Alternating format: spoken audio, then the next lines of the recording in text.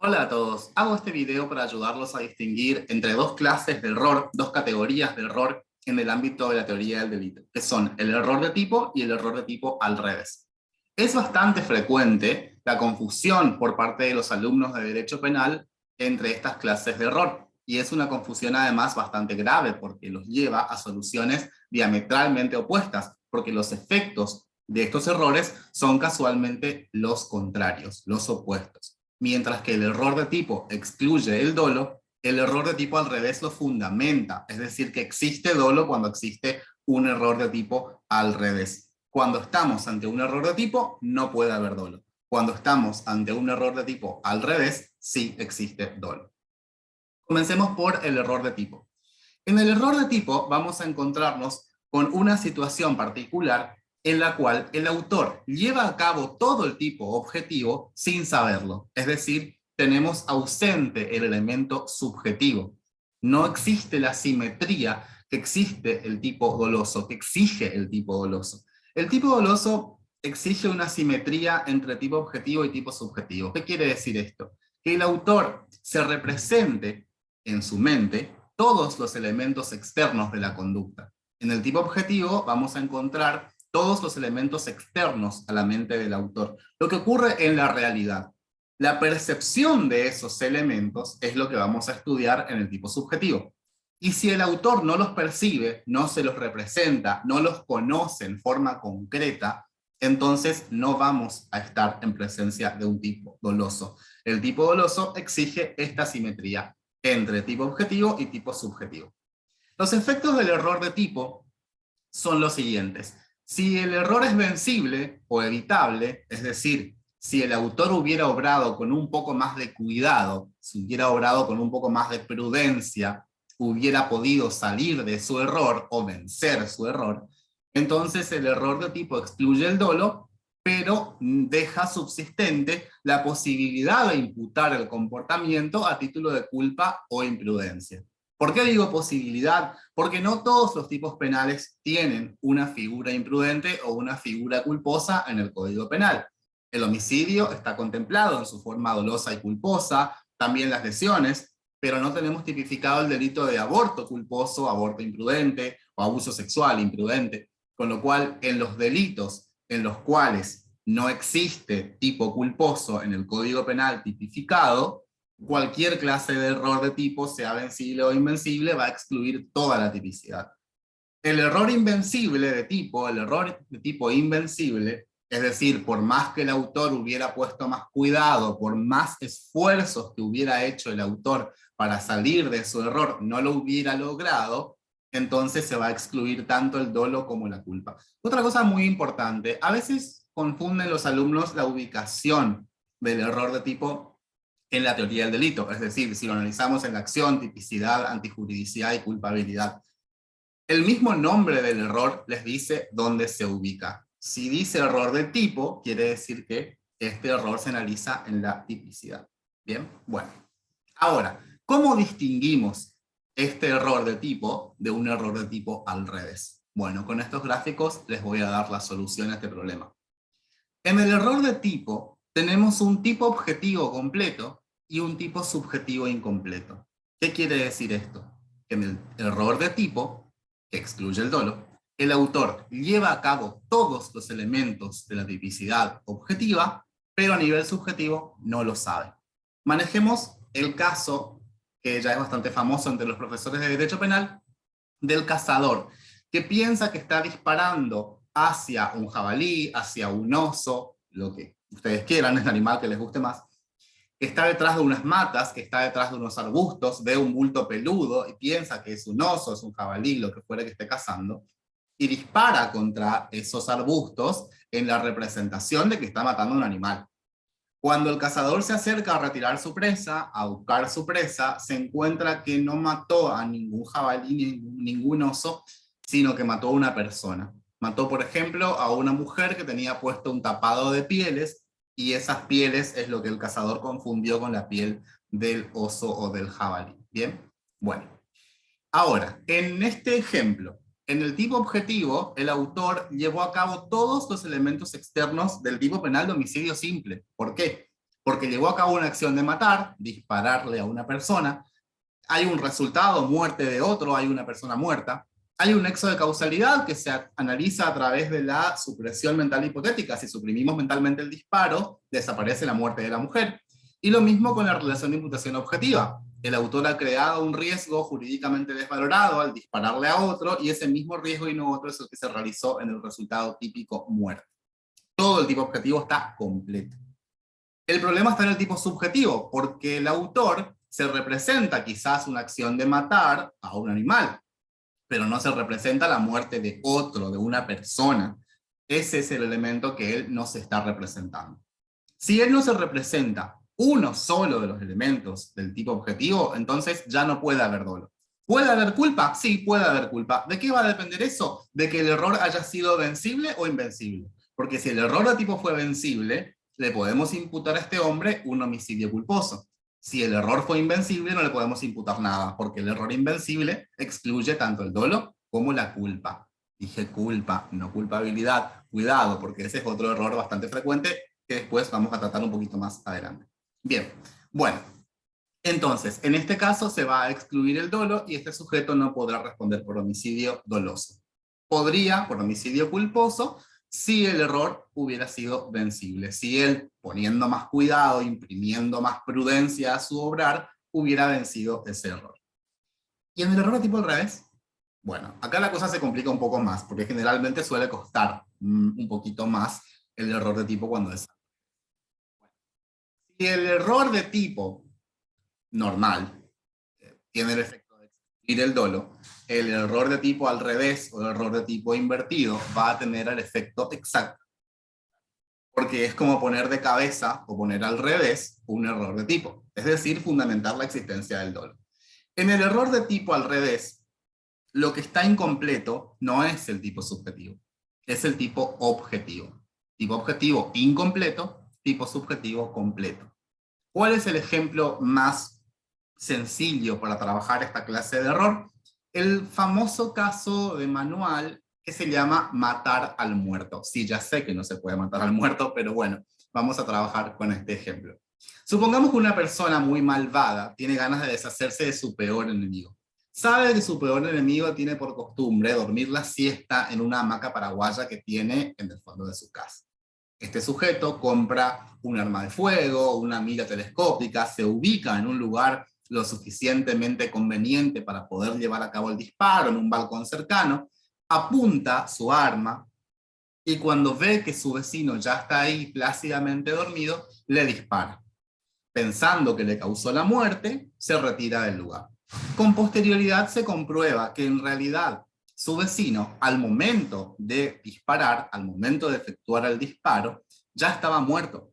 Ya estaba muerto porque, por ejemplo, le había dado un infarto. Le dio un ataque al corazón mientras estaba dormido en la hamaca paraguaya. Entonces, él veía a una persona que estaba muerta, pero creía que estaba dormida. Bueno, en este caso vamos a estar ante un error de tipo, pero al revés. Siempre en la tipicidad. ¿Qué es lo que está incompleto ahora? El tipo objetivo. ¿Por qué? Porque falta el resultado muerte de otro. La persona ya estaba muerta antes. Si la persona estaba muerta antes, eso quiere decir que el sujeto no causó la muerte. No hay nexo de causalidad. Si suprimimos mentalmente el disparo del sujeto, el resultado no cambia. El resultado no desaparece porque ya estaba muerto de antes. Entonces, al faltar el nexo de causalidad, automáticamente está incompleto el tipo objetivo. Pero ¿qué es lo que sí está completo? El tipo subjetivo. ¿Por qué? Porque nada de esto era conocido por nuestro tirador. El sujeto que disparó no sabía esto. Él estaba convencido de que estaba matando a otro. Con lo cual, en su mente, él sí se representa la acción de matar, el resultado muerte, el nexo causal y la imputación objetiva.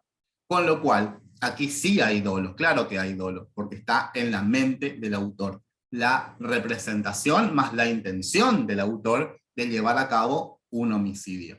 Claro que este homicidio no se lo podemos imputar consumado, porque sería completamente injusto imputarle la consumación cuando ya el sujeto estaba muerto. Es imposible imputarle la consumación, pero sí le podemos imputar el delito imperfecto, el delito en grado de tentativa.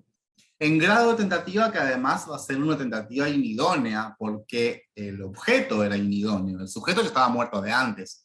Con el muerto no podemos cometer homicidio, por eso habíamos dicho al principio que no se puede matar al muerto, eso es pura lógica. Con lo cual, en este caso, la solución que nos daría, por supuesto, el subjetivismo sería una tentativa inidónea de homicidio simple, o quizás agreguen algún agravante, agravado por alevosía, porque el sujeto estaba indefenso. Bueno, quizás podamos agregar algunas agravantes, pero no es lo relevante para este video. Por lo menos lo que me interesa es que podamos distinguir error de tipo del error de tipo al revés hasta acá. Bueno, por supuesto que hay autores que se sitúan en otra vereda digo, otro sistema de la teoría del delito, otros fundamentos para la punición, otros fundamentos para el ilícito, autores objetivistas que dirían que este caso debería resolverse como una conducta atípica porque falta un peligro para el bien jurídico. Los objetivistas entienden que la tentativa solamente se fundamenta, que la punición de la tentativa, que imponerle una pena al sujeto que cometió un delito en grado de tentativa, solamente se fundamenta en el peligro que corrió el bien jurídico. Y aquí dirán los objetivistas, pero si el sujeto estaba muerto de antes y no corrió ningún peligro nadie, la respuesta correcta sería la atipicidad objetiva del comportamiento, más allá de lo que el autor quería. Pero el subjetivismo le contesta, bueno, sí, es verdad que el sujeto ya estaba muerto de antes, pero este otro no lo sabía. El tirador no tenía ni idea de que el sujeto ya estaba muerto desde antes. Es injusto no imponerle ninguna pena. ¿Qué mensaje le estamos dando al tirador? Dale, seguí disparando a la gente que ves dormida, en una de esas tenés suerte y la próxima vez también le disparaste a un cadáver. Bueno, son dos corrientes de pensamiento opuestas que no se pueden reconciliar, el objetivismo con el subjetivismo, pero es importante que conozcamos las soluciones que existen para estas dos posiciones. Mientras que el objetivismo diría que la conducta de nuestro tirador es atípica, el subjetivismo, como ya vimos, le imputa una tentativa inidónea de homicidio a este sujeto. Y es importante distinguir las dos teorías, porque en los exámenes suele ocurrir que mezclan ambas teorías, es decir, dicen, aquí hay un error de tipo al revés, porque el objeto era inidóneo, pero el autor se representaba que era idóneo y disparaba igual, entonces hay dolo y por ende la conducta es atípica. No, no pueden hacer eso. ¿Por qué no pueden hacer eso? Porque están fundamentando la solución, no es coherente la fundamentación con la solución. Si dicen que la conducta es atípica, entonces los argumentos que hay que desarrollar son los argumentos objetivistas. Los subjetivistas dicen, ahí hay un error de tipo al revés, tentativa inidónea. Los objetivistas van a decir que no hay ningún peligro para el bien jurídico y por más que el autor haya querido lo que haya querido, su conducta debe ser atípica. No se pueden mezclar las soluciones. No se pueden mezclar porque llegaríamos a una situación completamente incoherente. El subjetivismo imputa tentativa inidónea de homicidio y el objetivismo va a decir que la conducta es atípica. Otra cuestión importante, el error de tipo y el error de tipo al revés, ninguno de los dos tiene ningún efecto sobre la culpabilidad, porque los únicos errores que tienen verdadero efecto sobre la culpabilidad son los denominados errores de prohibición, que los analizamos recién en la culpabilidad. Y acá cobra importancia lo que dije en algún momento. Culpa y culpabilidad no son lo mismo, se parecen, son palabras muy similares, y en el apuro, sobre todo en los exámenes escritos, suelen confundirse y escriben culpa pensando que escribieron culpabilidad o viceversa. Bueno, es una confusión bastante grave. La culpa es una forma de imputación subjetiva, es decir, tipicidad subjetiva. La culpabilidad es la última de las categorías de análisis de la teoría del delito y es sinónimo de reprochabilidad. Un consejo que suelo darles para que no se confundan, no digan culpa, digan imprudencia, que es lo mismo y bueno, quedaría solamente la palabra culpabilidad. Los errores de prohibición realmente no afectan de ninguna manera a la tipicidad, porque ya la dejamos atrás bastante antes. Ya estamos en culpabilidad, lo que quiere decir que ya atravesamos todo el injusto penal, toda la acción típica y antijurídica, y solamente el error recae en la relevancia jurídico-penal de su accionar. Los manuales suelen decirles, acertadamente, que en el error de tipo el autor no sabe lo que hace, y en el error de prohibición el autor sabe lo que hace, pero no sabe que está prohibido, o piensa que está justificado. Eso es lo que ocurre en el error de prohibición, que puede ser directo o indirecto. Es directo cuando directamente no conoce la existencia de la norma de prohibición, y es indirecto cuando por algún motivo piensa que se encuentra justificado, sea porque se representa falsamente la existencia de una causa legal de justificación, o porque tiene un error sobre sus presupuestos fácticos, que son situaciones en las cuales podríamos profundizar mucho más, pero creo que eso va a ser objeto de un video diferente. Y si no, tengo un video específico sobre error de prohibición que lo pueden ver en este mismo canal. Ahora, ¿cuáles son los efectos del error de prohibición? Si es vencible, es decir, si el autor pudo superar su error, salir de su error con un poco de esfuerzo, entonces se disminuye la culpabilidad y como consecuencia vamos a recibir una atenuación de la pena. Si el error de prohibición es invencible, la consecuencia sistemática es excluir la culpabilidad y no hay delito porque no hay pena, porque no hay delito, por supuesto. Y es importante porque en el error de prohibición vencible sí hay un delito, solamente que con una culpabilidad disminuida, con una culpabilidad atenuada, y nada más que eso. Así que vemos desde este punto de vista que los conceptos y los efectos sistemáticos del error de tipo y el error de prohibición son claramente muy diferentes el uno del otro. Ahora, ¿cómo podemos distinguirlos en un ejemplo? Generalmente trabajamos para el error de prohibición directo los ejemplos de extranjeros que vienen a vivir a la Argentina y que piensan que la situación respecto a algún delito en particular es igual que en su país. Supongamos una mujer que viene de un país europeo donde el aborto puede llevarse a cabo en cualquier momento de la gestación. En nuestro país solamente es legal hasta la semana 14. Imaginemos que una mujer viene del extranjero, como dijimos, está embarazada de 20 semanas y quiere practicarse un aborto, y como en su país eso es legal, ella lleva a cabo la práctica abortiva.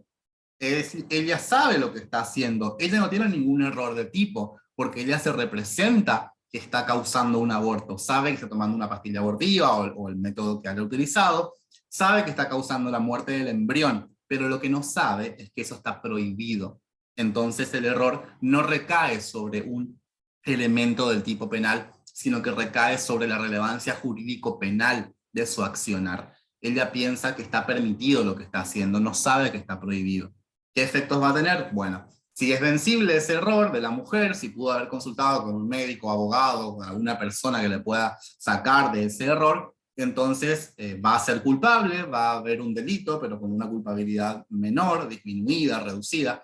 Y si es invencible, por supuesto, no va a haber ninguna pena, puesto que no hay delito, puesto que se ha excluido la culpabilidad.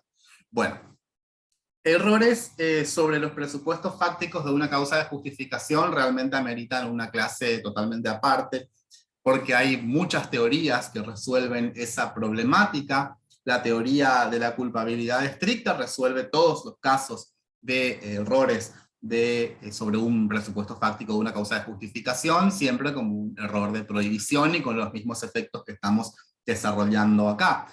El clásico caso de una persona que piensa que le van a robar en la calle, o un amigo le quiere hacer una broma, por ejemplo, y se disfraza, no sé, se pone un pasamontañas, consigue un cuchillo de utilería o un arma de utilería y lo sorprende para hacerle una broma de que que le va a robar o que lo va a matar, y esta persona, la víctima de la broma, termina dándole una paliza, por ejemplo, a su amigo bromista sin saber que era su amigo bromista. Bueno, ese sujeto no tiene ningún error de tipo, porque sabe que está lesionando a otro, sabe que está dándole una paliza a ese otro. Pero ¿qué es lo que pasa? Él cree que está obrando en legítima defensa. Él cree que fue objeto de una agresión ilegítima, una agresión antijurídica. Y la realidad es que eso no ha pasado, porque es una broma. No le va a pasar nada, nadie le va a robar, nadie lo va a lesionar, nadie lo va a matar. Entonces, el error en ese caso no recae sobre un elemento del tipo penal. Él está consciente de lo que está haciendo, sabe lo que hace, pero no sabe que está prohibido. Piensa que en esas circunstancias está obrando justificadamente.